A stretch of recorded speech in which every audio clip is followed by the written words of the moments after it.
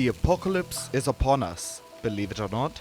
We are living through an unprecedented time in human history. Our planet is on fire. Wildfires are growing in numbers and size. They're destroying vegetation, soil, rivers, lakes, streams, forests, animal species, and everything else that comes in the way. This year alone, close to 20 countries are dealing with wildfires. Let's start with Canada. All 13 provinces and territories of Canada have been affected because of wildfires. During an average wildfire season, about 25,000 square kilometers of land burns. But this year, 100,000 square kilometers of land has already burned, and we're still counting. This is more damage than any other wildfire season caused since 1990. This year, Canada's armed forces had to step in, and over 3,000 firefighters had to be called from different countries. We continue to focus our resources along the eastern flank, which is the side of the fire that's closer in proximity to the city. This is where we'll have a majority of our heavy equipment and personnel continue to work. The story is no different for Canada's neighbor, the United States. A wildfire burning in northern Washington state has exploded in size. Authorities are saying it's out of control. A few weeks ago, this is what Times Square and the White House looked like. Smoke from wildfires in Canada turned the sky over New York and Washington orange. It's making me dizzy. I usually walk around a lot. I've been having to cut down my exercising.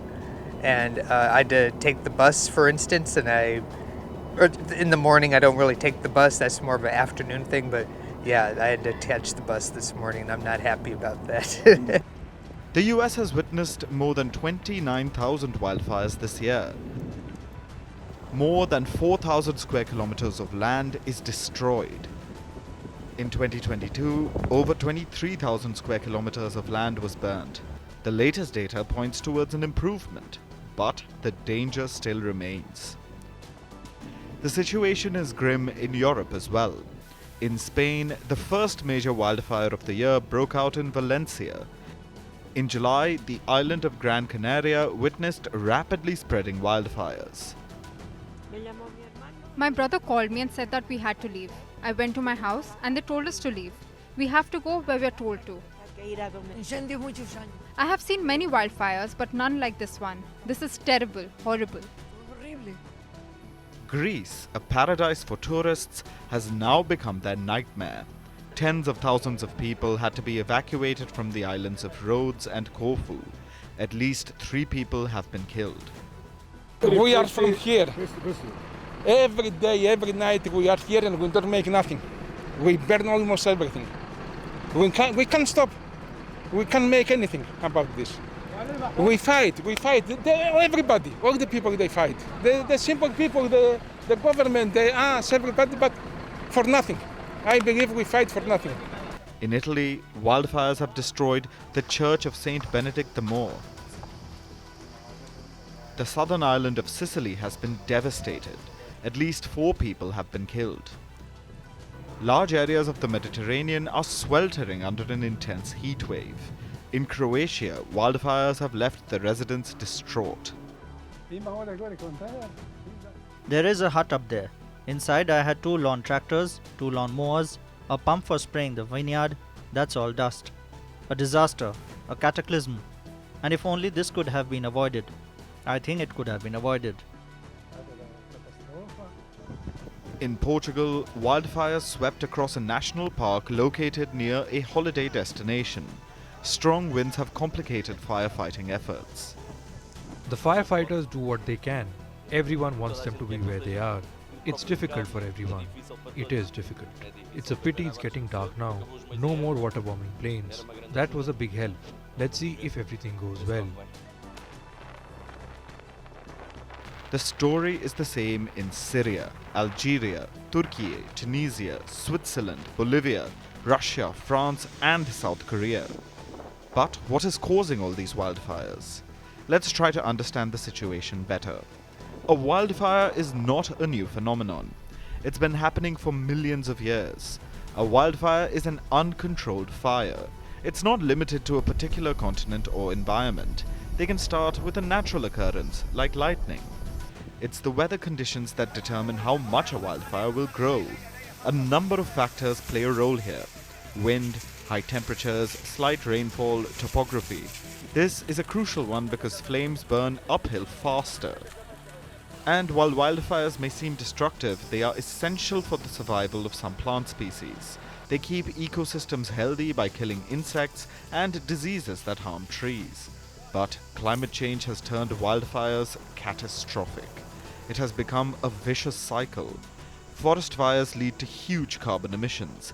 This accelerates the pace of climate change, which increases the risk of more fires.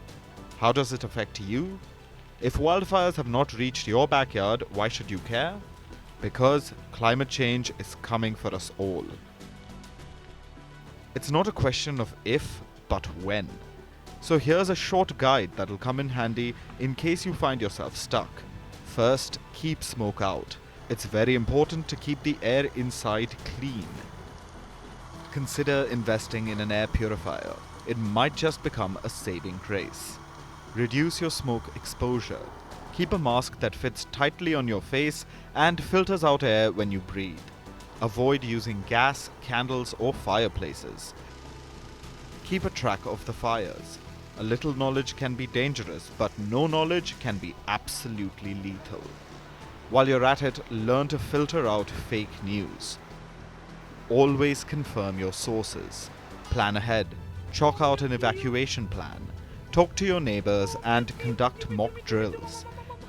In case you have to evacuate, make sure you have essentials like some food, water, and medicines. Then there are some obvious tips, like drink plenty of water and keep the contact numbers of emergency services on speed dial. Wildfires are here to stay. This is an unfortunate reality. They are only going to intensify. More land will be burnt and air quality will drop. But humans are unique. Our ability to adapt to change makes us so. It has helped us evolve and survive through hundreds of thousands of years. So now we have to adapt to this new normal. Keep an escape plan ready because our world is literally on fire.